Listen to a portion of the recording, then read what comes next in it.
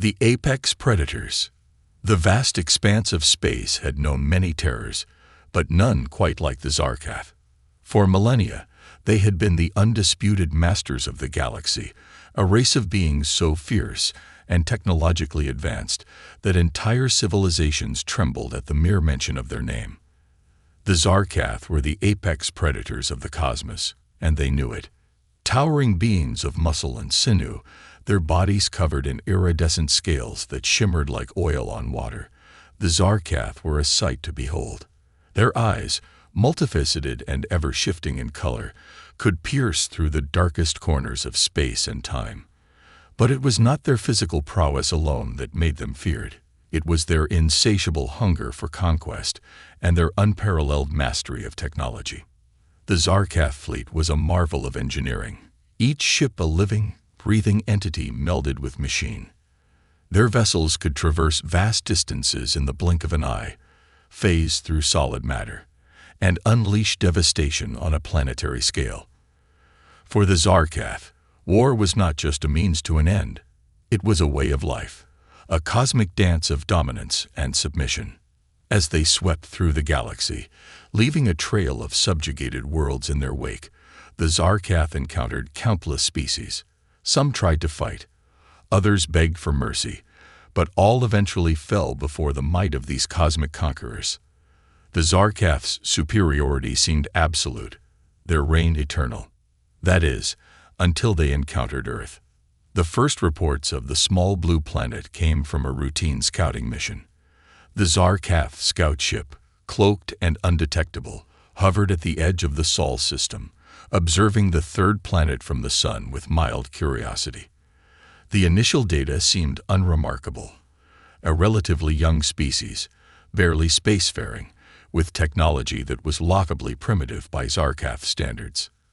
Khazar, the commander of the scouting vessel, flicked his tail in dismissal as he reviewed the report. Another world ripe for the taking, he thought, his mind already drifting to the glory of the impending conquest. But as the data continued to stream in, something caught his attention. These humans, as they called themselves, were different. Where other species cowered in fear of the unknown, humans seemed to embrace it. They sent their fragile vessels into the void, driven by an insatiable curiosity. They fought amongst themselves with a ferocity that rivaled even the Zarkath, yet they also displayed acts of kindness and self-sacrifice that were utterly foreign to the conquerors. Khazar found himself fascinated. He ordered more detailed observations, more data to be collected. Days turned into weeks, and weeks into months. The more the Zarkath learned about humanity, the more perplexed they became. Humans were physically weak, their lifespans barely a blink in cosmic terms. Yet they compensated for their frailties with ingenuity and adaptability that bordered on the miraculous. They had split the atom, peered into the building blocks of life itself, and were even now taking their first tentative steps beyond their own solar system. But it was not just their technological progress that intrigued the Zarkath. It was their spirit. Humans faced adversity not with resignation, but with determination. They dreamed big, reached for the impossible, and more often than not, achieved it through sheer force of will. As Khazar compiled his report for the Zarkath High Command, he felt a twinge of something unfamiliar. Was it respect? No, that couldn't be. The Zarkath respected no one but themselves. And yet, as he transmitted the data back to the homeworld, Khazar couldn't shake the feeling that this encounter with humanity would be different from any other. The response from High Command was swift and predictable. Conquer came the single-word order, transmitted across light years in an instant.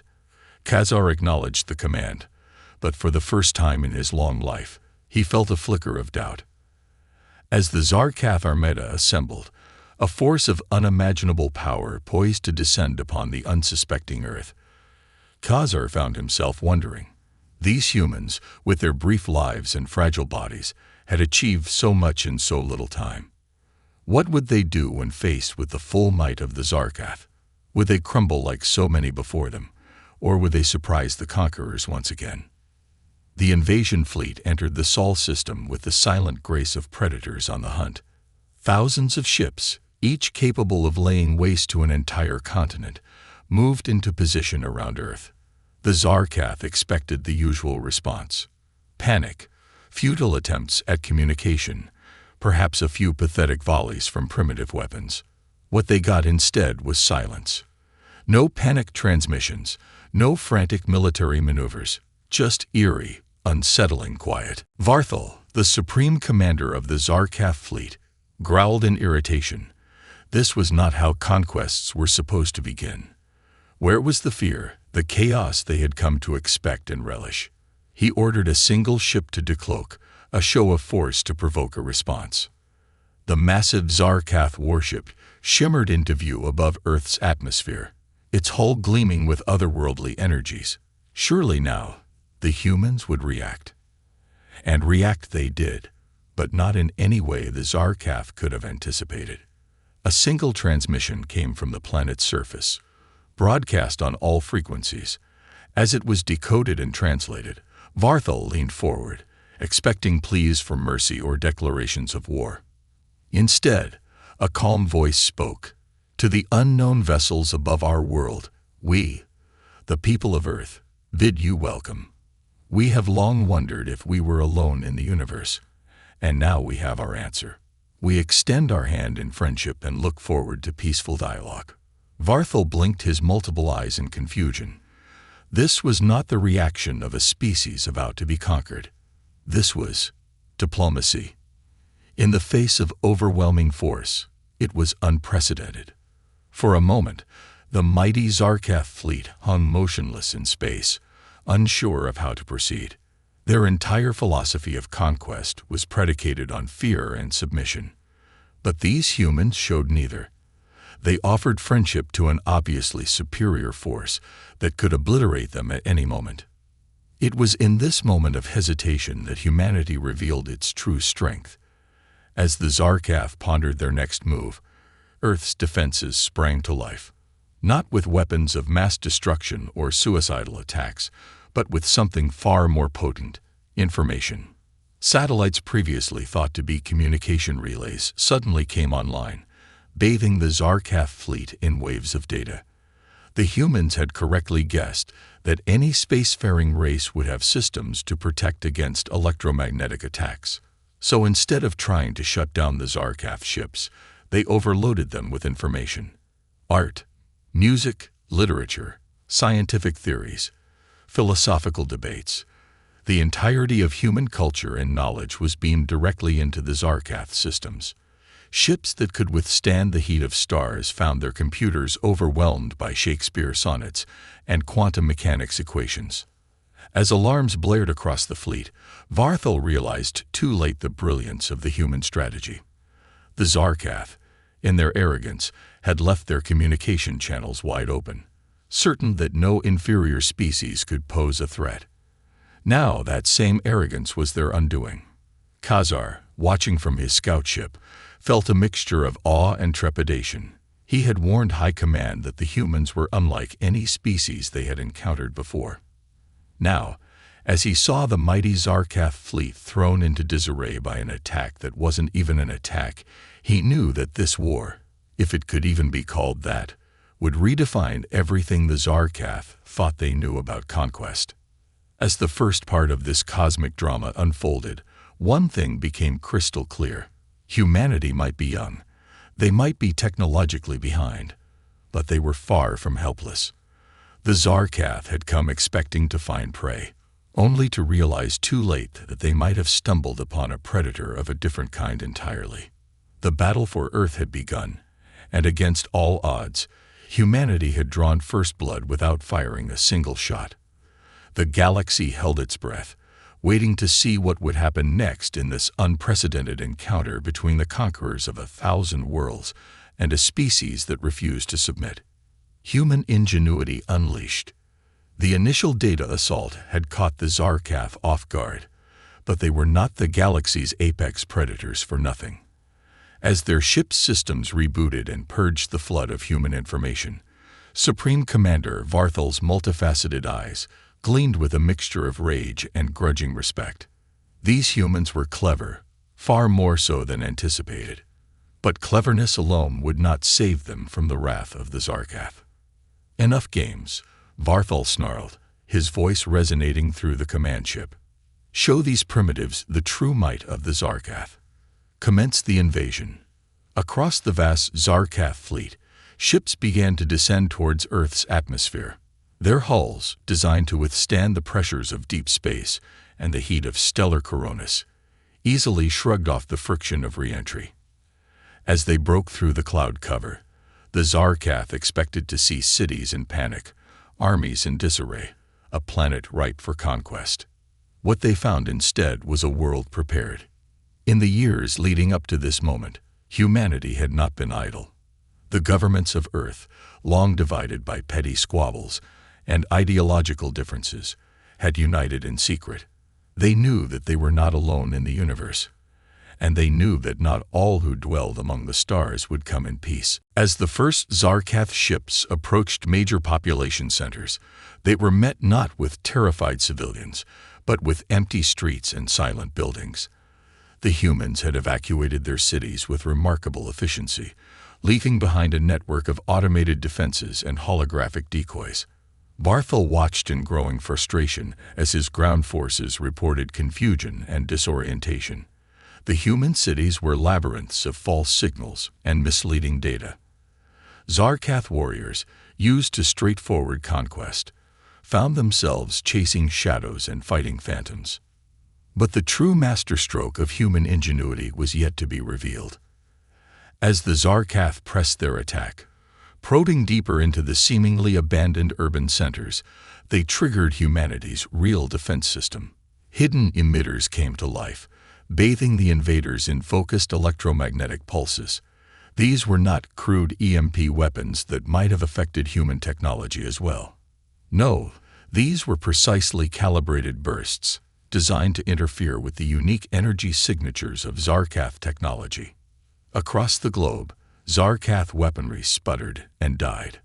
Their advanced armor, powered by energy fields that could repel most conventional weapons, flickered and failed. Warriors who had never known vulnerability suddenly found themselves exposed and confused. Khazar, observing from high orbit, watched in astonishment as the invasion force that had conquered countless worlds was being systematically neutralized by a species they had dismissed as primitive. He couldn't help but admire the elegance of the human strategy. They had turned their own weaknesses into strengths, using the very diversity of their technology, a patchwork of different systems and standards that the Zarkath had initially scorned, as a shield against uniform attack. But the humans were not content with mere defense. As the Zarkath reeled from the unexpected resistance, humanity unveiled the next phase of their plan.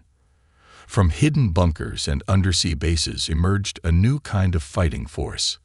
Humans encased in powered armor suits that looked almost comically bulky compared to the sleek Zarkath warriors, yet moved with surprising grace and speed. These were the fruits of reverse-engineered alien technology, gleaned from crashed UFOs and secret government projects. For decades, humanity had been preparing for this day, incorporating salvaged alien tech into their own designs while carefully maintaining the illusion of technological inferiority. The human counterattack was swift and decisive. Their weapons, a hybrid of terrestrial and alien technology, proved surprisingly effective against the now vulnerable Zarkath. Electromagnetic railguns punched through alien armor with ease. Sonic disruptors turned the Zarkath's sensitive hearing against them, disorienting entire squads with precisely modulated frequencies. Varthol, watching the tide of battle turn with alarming speed, felt something he had never experienced before: doubt. The Zarkath doctrine of overwhelming force and superior technology was failing in the face of human adaptability and preparation. He barked orders for orbital bombardment, determined to crush this resistance with sheer firepower. But even here, the humans had an answer. As Zarkath ships positioned themselves for a planet-wide assault, they found their targeting systems scrambled by a network of orbital satellites. These seemingly innocuous weather and communication stations were, in fact, a globe-spanning web of electronic warfare platforms. The Zarkath, masters of faster-than-light travel and energy weapons that could shatter planets, found themselves stymied by human software and signal jamming. Their mighty ships, capable of reducing continents to ash, hung impotently in orbit, unable to lock onto their targets. On the ground, the tide had decisively turned. Human forces, emerging from their hidden bases, engaged the Zarkath in battles that would become legendary. The invaders, used to swift and total victory, found themselves in protracted conflicts against an enemy that seemed to anticipate their every move. In the skies above New York, a squadron of human fighters engaged Zarkath assault craft in a dogfight that defied conventional physics. The human pilots, their craft enhanced with reverse-engineered alien tech, matched the Zarkath maneuver for maneuver. What they lacked in raw power, they made up for in skill and daring, executing maneuvers that the Zarkath, for all their advanced AI and neural interfaces, couldn't predict. Across the steppes of Russia, human tanks that had seemed obsolete just days ago now rolled forward with newfound purpose. Their hulls shimmered with energy fields, their main guns spat projectiles that phased through Zarkath shields as if they weren't there. The Russian tankers, descendants of those who had turned back the Nazi war machine, now faced an even greater threat with the same indomitable spirit. In the heart of the Amazon, where the Zarkath had expected to find primitive tribes easy for the taking, they instead encountered a green hell of automated drones and guerrilla fighters. The dense canopy, impenetrable to their sensors, concealed a network of human resistance that seemed to melt away only to strike again from unexpected quarters. But perhaps the most stunning reversal came in the digital realm. As the Zarkath struggled to regain control of their compromised systems, they found themselves under assault by human hackers. These digital warriors, their skills honed by decades of cyber warfare and espionage among their own kind, now turned their talents against the alien invaders. Zarkath ship systems, far more advanced than anything humans had created, but also more homogeneous and therefore vulnerable to systemic attacks, began to fall one by one. Viral algorithms, evolved at computer speeds to exploit alien code, spread through the Zarkath fleet like a digital plague. Khazar, watching from his scout ship, realized with a mix of horror and fascination that the humans were not just resisting. They were winning. In the space of mere hours, the sure victory that the Zarkath had anticipated had turned into a desperate struggle for survival. As reports of defeats and setbacks flooded in from all corners of the globe, Supreme Commander Varthol faced a decision that no Zarkath leader had ever had to make. The unthinkable had happened. The apex predators of the galaxy had met their match in a species they had dismissed as prey. With his fleet in disarray, his ground forces being systematically dismantled, and no clear path to victory in sight, Varthol knew he had to act. The Zarkath had never retreated, never sued for peace. Their entire civilization was built on the concept of absolute dominance. But now, faced with the innovative fury of humanity unleashed, Varthol realized that old paradigms no longer applied. As the human counteroffensive gained momentum, pushing Zarkath forces back on all fronts, Varthol made the call that would change the course of galactic history. For the first time in their long and bloody history, the Zarkath would withdraw. The order went out, rippling across what remained of the Zarkath command network. Full retreat. Ships that could still navigate began to pull away from Earth orbit, gathering up what forces they could. The invasion that was supposed to add another conquest to the Zarkath Empire had instead become a desperate evacuation. As the Zarkath fleet limped away from Earth, leaving behind wrecked ships and stranded ground forces, humanity stood on the precipice of a new era. They had faced the greatest threat in their history and emerged victorious. But this was only the beginning. The galaxy now knew that Earth was not just another world ripe for conquest. Humanity had revealed itself as a force to be reckoned with, a young species with the potential to reshape the cosmic order. As news of the Zarkath defeat spread across the stars, other civilizations took note. The age of human isolation was over. For better or worse, Earth had announced its presence on a galactic stage in the most dramatic way possible. As the last Zarkath ships disappeared into the depths of space, humanity looked to the stars with new eyes.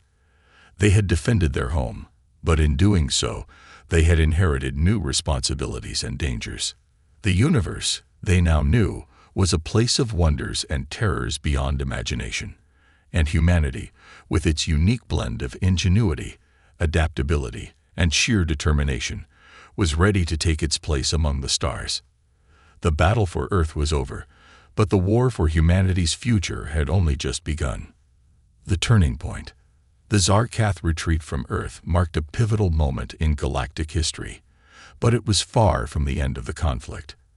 As the battered alien fleet regrouped at the edge of the solar system, Supreme Commander Varthal seethed with a mixture of rage and disbelief. The Zarkath had never known defeat, and the shame of it burned through their collective consciousness like acid. Back on Earth, the initial euphoria of victory quickly gave way to grim determination. Humanity had won the first battle, but they knew the war was far from over. The Zarkath would return, and when they did, they would come with a vengeance that could shake the very foundations of the planet. In the days following the failed invasion, Earth underwent a transformation unlike anything in its history. The veil of secrecy that had hidden humanity's true technological capabilities was lifted, revealing a world that had been preparing for this moment for decades. Hidden facilities across the globe opened their doors, unveiling spacecraft that melded human ingenuity with reverse-engineered alien technology. These ships, sleek and powerful, were humanity's answer to the Zarkath threat, a deep space fleet built in secret, waiting for the day Earth would need to take the fight to the stars. As the last of the Zarkath stragglers were rounded up on Earth, a debate raged among the world's leaders. Some advocated for a purely defensive stance, fortifying the solar system against future attacks. Others pushed for a more aggressive approach, arguing that humanity needed to take the fight to the Zarkath before they could regroup and return in force. In the end, a compromise was reached. Earth would be fortified, transformed into a fortress world with defenses that could repel even the mightiest of alien armadas. But at the same time, an expeditionary force would be assembled, a fleet of Earth's finest ships and bravest souls, tasked with taking the battle to Zarkath space. The mission was clear: strike at the heart of Zarkath power, disrupt their ability to wage war, and secure humanity's place among the stars. As Earth prepared for the greatest expedition in its history, the Zarkath were far from idle. On their throne world of Zarkath Prime, a planet of perpetual twilight and biomechanical marvels, the eternal sovereign of the Zarkath brooded in its chamber of living metal. The sovereign, a being so ancient that it remembered the birth of stars, had ruled the Zarkath for millennia. It had overseen countless conquests, guided the evolution of its species from mere predators to masters of the cosmos. And now, for the first time, it faced the prospect of defeat. The failure at Earth could not be tolerated. The very foundations of Zarkath society, built on the belief in their absolute superiority, were shaken. The sovereign knew that if this defeat was not avenged, and swiftly, the Zarkath Empire would crumble from within. With a thought, the sovereign summoned its war council. The greatest minds of the Zarkath race gathered, their bodies interfacing directly with the living technology of the throne world. As one, they began to plan the counterattack that would erase the shame of their defeat and reassert Zarkath dominance over the galaxy. But even as they plotted, whispers of Earth's victory spread across the stars. On 1,000 worlds, in 100 different civilizations, the news was met with a mixture of hope and trepidation. The Zarkath, long thought invincible, had been bloodied. The balance of power in the galaxy was shifting, and every species knew that what came next would shape the fate of all. In the Pleiades cluster, the crystalline beings known as the Lumina watched the unfolding events with keen interest. For eons, they had stood as a bulwark against Zarkath expansion, their advanced technology and mastery of light-based weaponry keeping the predators at bay. Now they saw in humanity a potential ally, a young race with the fire and determination to change the galactic status quo. On the gas giant nebulas, floating cities housed the collective consciousness of the Nebulans, a species that had transcended physical form to become beings of pure thought and energy.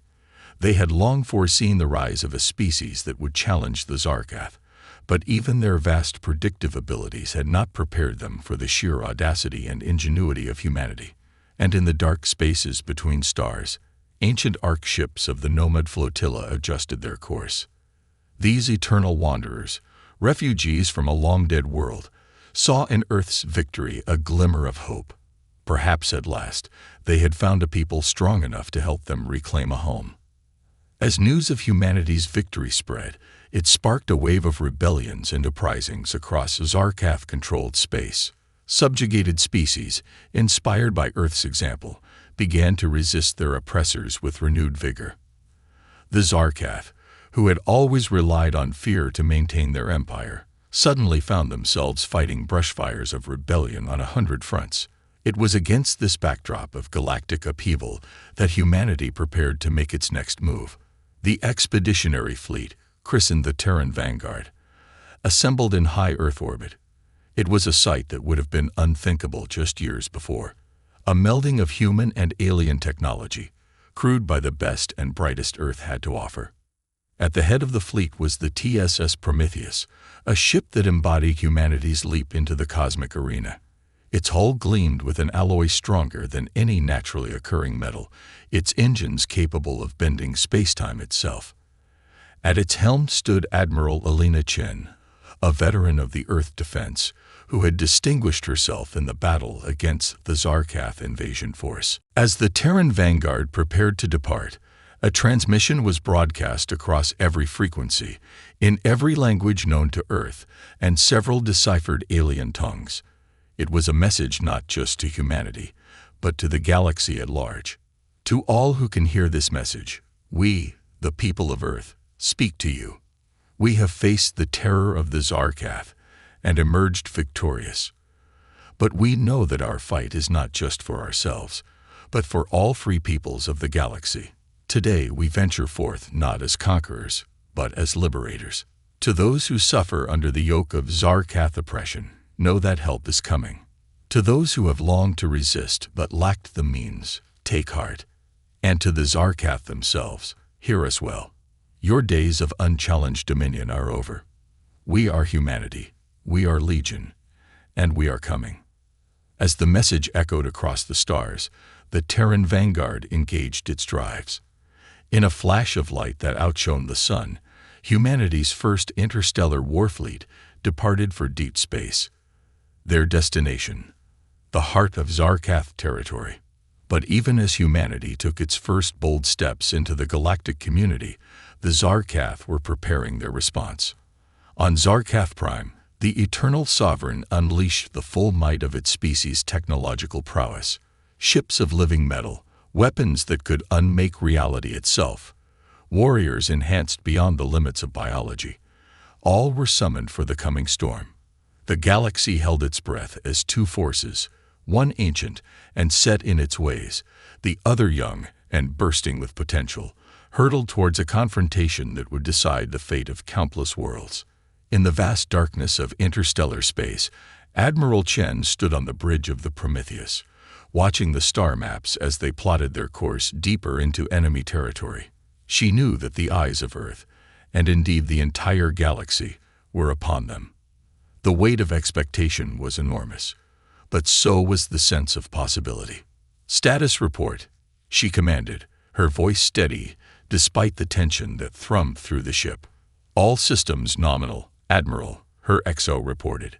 "The fleet is in perfect formation, and our stealth systems are functioning at optimal capacity. As far as we can tell, the Zarkath have no idea we're coming." Chen nodded, allowing herself a small smile. The element of surprise was crucial to their plan. The Terran vanguard was impressive, but they were still outnumbered, and in many ways, outgunned by the vast Zarkath war machine. Their hope lay in striking fast and hard at key targets, disrupting the Zarkath's ability to coordinate their forces across their vast empire. As the fleet pushed deeper into Zarkath space, they began to encounter signs of the Empire's might.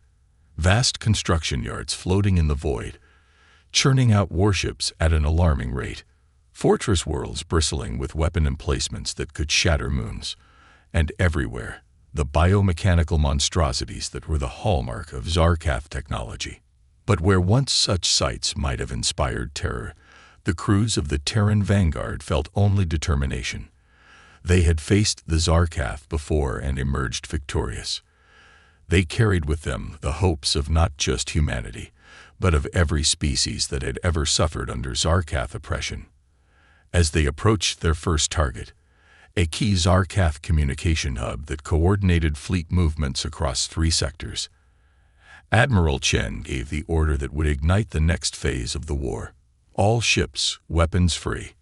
Operation Lightbringer is a go. Let's show these bastards what humanity can do. With that, the Terran vanguard decloaked, their sudden appearance catching the Zarkath defenders completely off guard. The battle that followed would be spoken of for generations to come, a testament to human courage and ingenuity in the face of overwhelming odds. And as the first shots were fired, the galaxy watched and waited, knowing that the outcome of this conflict would shape the destiny of all sentient beings for millennia to come. Unlikely alliances. The initial strike of Operation Lightbringer sent shockwaves through the Zarkath Empire. The destruction of the communication hub left entire sectors of their fleet in disarray, unable to coordinate their movements or respond effectively to the swift, precise attacks of the Terran vanguard. As news of the human offensive spread, it catalyzed a series of events that would reshape the political landscape of the galaxy. Species that had long cowered under Zarkath dominion began to see a glimmer of hope. The Lumina, the Nebulans, and countless other civilizations watched with growing interest as humanity proved itself a force to be reckoned with. Admiral Chen and the Terran vanguard pressed their advantage, striking at key Zarkath installations with a combination of overwhelming force and surgical precision. Human ingenuity, coupled with their hybrid technology, allowed them to exploit weaknesses in Zarkath defenses that other species had never even considered. But the Zarkath were far from defeated. As the initial shock of the human assault wore off, the full might of their empire began to mobilize.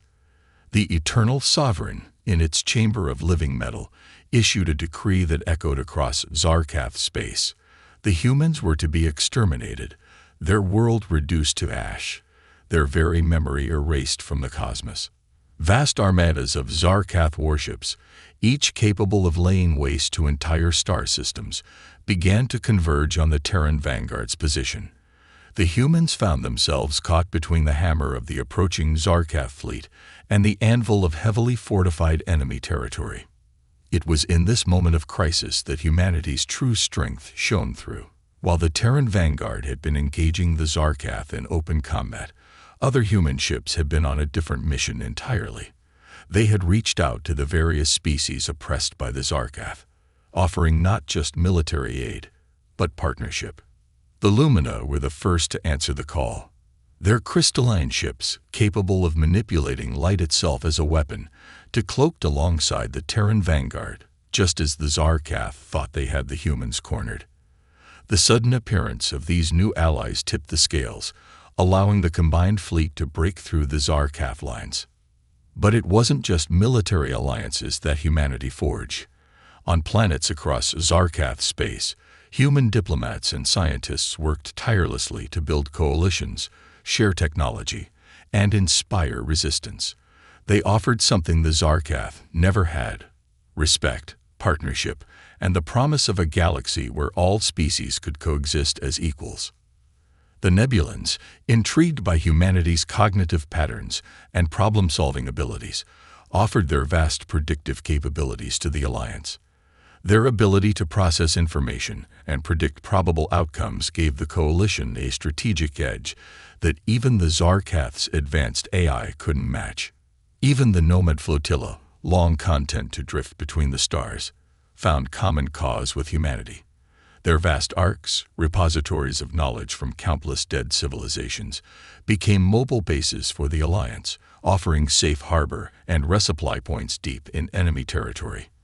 As news of these alliances spread, more and more species flocked to the human banner. The Zarkath, who had always relied on fear and division to maintain their power, suddenly found themselves facing a united front of diverse civilizations, each bringing their unique strengths to bear. The war took on a new dimension. It was no longer just about humanity defending itself or even liberating oppressed worlds. It had become a struggle for the very soul of the galaxy, a choice between the Zarkath's vision of domination and humanity's dream of cooperation and mutual respect. On the bridge of the Prometheus, Admiral Chen watched as the tactical display filled with friendly signatures from a dozen different species. She felt a surge of pride, not just in humanity's accomplishments, but in the coalition they had built. "Admiral," her XO reported, "we're receiving a transmission from the Lumina flagship. They say they've detected a weakness in the Zarkath fleet's formation. If we strike now, we could drive a wedge right through their defensive line." Chen nodded, a determined smile crossing her face. "Signal all allied ships. Tell them it's time to show the Zarkath what a united galaxy can do." As the order went out, ships of all shapes and sizes, each a marvel of their respective civilizations' technology, moved into formation alongside the Terran vanguard. Energy weapons of a dozen different types powered up, engines of various configurations hummed with power, and beings of all forms steeled themselves for the battle to come. The assault that followed was unlike anything the galaxy had ever seen. Lumina light lances pierced Zarkath shields as if they were tissue paper. Nebulan thought projectors sowed confusion and discord among enemy crews. Human ships darted between larger vessels, their hybrid drives allowing them to perform maneuvers that defied conventional physics. And through it all, the Zarkath found themselves facing an enemy they couldn't understand. Every species they had conquered in the past had fought alone, easy to isolate and overwhelm. But this coalition fought as one, covering each other's weaknesses, amplifying each other's strengths. It was a way of warfare completely alien to the Zarkath philosophy of domination and subjugation. As the battle raged, other events were unfolding across Zarkath space. On conquered worlds, resistance movements that had long been suppressed suddenly found new life. Armed with weapons and tactics provided by human advisors, and inspired by the example of Earth's victory, they rose up against their oppressors. Zarkath garrisons, accustomed to ruling through fear, found themselves besieged by populations that had lost their terror of the once invincible conquerors. The empire that had stood unchallenged for millennia was now fighting for its survival on 1,000 fronts. But even as the tide of war turned, the ultimate confrontation loomed on the horizon. The eternal sovereign of the Zarkath, sensing the threat to its power, had unleashed its final, terrible weapon. From the depths of Zarkath Prime rose a ship unlike any other, a leviathan of living metal and eldritch energies that dwarfed even the mightiest dreadnoughts. This was the Worldrender, the ultimate expression of Zarkath might, a ship that could annihilate entire solar systems, powered by technology so advanced it bordered on the miraculous. As it rose from the surface of Zarkath Prime, its very presence sent ripples through space-time. The message broadcast across all frequencies was clear: surrender immediately or face extinction. The Eternal Sovereign had decided that if it could not rule the galaxy, it would see it burn. As reports of the Worldrender's approach reached the Coalition fleet, a hush fell over the Allied forces. Even in victory, they had never faced a threat of this magnitude. The Lumina counseled retreat. The Nebulans calculated the odds of survival at less than 1%, and even the indomitable human spirit faltered in the face of such overwhelming power. It was in this dark hour that humanity once again demonstrated why it had become the linchpin of the Galactic Alliance. On the bridge of the Prometheus, Admiral Chen received a transmission from Earth, a plan so audacious, so utterly human in its blend of scientific genius and sheer insanity, that it just might work. As she shared the details with the Allied commanders, expressions of disbelief gave way to cautious hope. It was a long shot, a 1-in-a-million chance, but it was all they had. All ships. Chen's voice rang out across the coalition fleet. We have one chance to end this war and secure a free galaxy for all. I won't lie to you. What we're about to attempt is dangerous beyond measure. But the alternative is the annihilation of everything we fought for. Who's with me? The response was immediate and overwhelming. Ships of every size and configuration, crewed by beings as diverse as the stars themselves, moved into formation behind the Prometheus. In that moment, species that had been bitter enemies just months before stood united, ready to risk everything for a chance at a better future. As the World Render approached, its massive form blotting out the stars, the coalition fleet prepared for their final desperate gambit. The fate of the galaxy hung in the balance, and at the center of it all stood humanity, young, brash, and unwilling to accept defeat. The battle that would decide the future of all sentient life was about to begin, redefining the galactic order. The World Render loomed before the coalition fleet, a behemoth of impossible proportions and unimaginable power. Its very presence warped the fabric of space, creating gravitational eddies that threatened to tear apart smaller ships.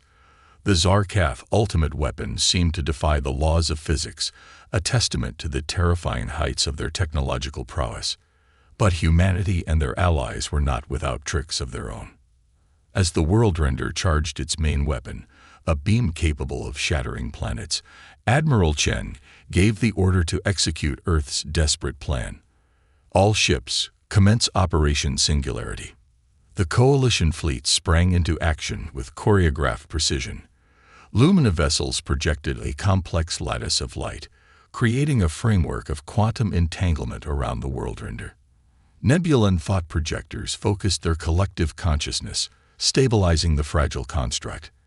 And at the heart of it all, human ships armed with experimental fold drives took up key positions.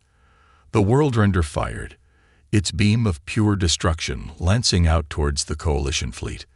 But instead of annihilation, the beam met the Lumina light lattice and seemed to pause, caught in a web of quantum possibilities. Now, Chen's voice rang out across all frequencies. In that instant, the human ships activated their fold drives. These devices, the product of reverse-engineered Zarkath technology and humanity's unique approach to physics, were designed to do the impossible, create a localized, controllable singularity. Space itself buckled and warped around the World Render. The beam of destruction, caught in the quantum lattice, was redirected back upon itself. The World Render, too massive to evade, found itself trapped in a cascade of its own power, amplified and twisted by the coalition's desperate gambit. For a moment that seemed to stretch into eternity, the galaxy held its breath. Then, with a flash that outshone supernovas, the World Render collapsed in upon itself. The singularity, fed by the ship's own incredible energy, grew and stabilized, creating a newborn black hole where the Zarkath's ultimate weapon had once been. As the light of the explosion faded, a stunned silence fell over the battlefield. The impossible had been achieved. The undefeatable had been defeated. But the war was not yet over. Even as news of the World Render's destruction spread across Zarkath space, the Eternal Sovereign prepared for a final, spiteful act of vengeance. From its chamber on Zarkath Prime, it initiated a self-destruct sequence that would tear apart the very core of the planet, releasing an explosion that would scour all life from the surrounding systems. It was in this moment that humanity once again proved its worth. A small team of human operatives, having infiltrated the Zarkath homeworld during the chaos of battle, fought their way into the heart of the planet.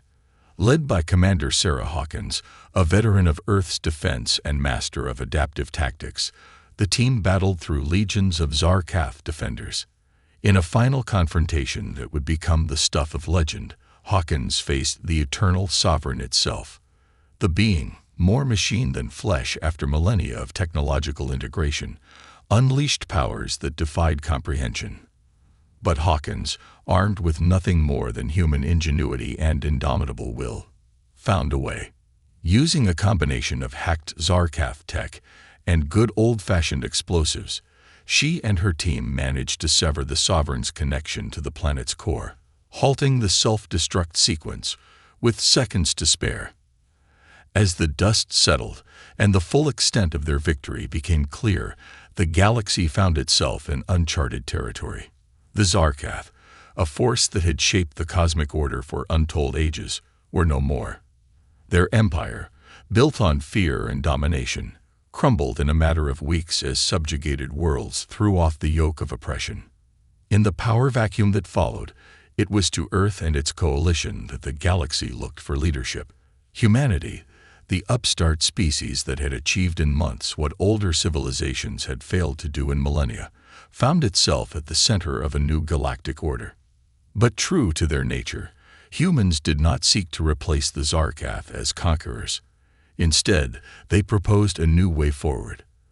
A galactic federation, where all sentient species would have a voice, where diversity was celebrated rather than suppressed, and where cooperation would replace conflict as the driving force of progress.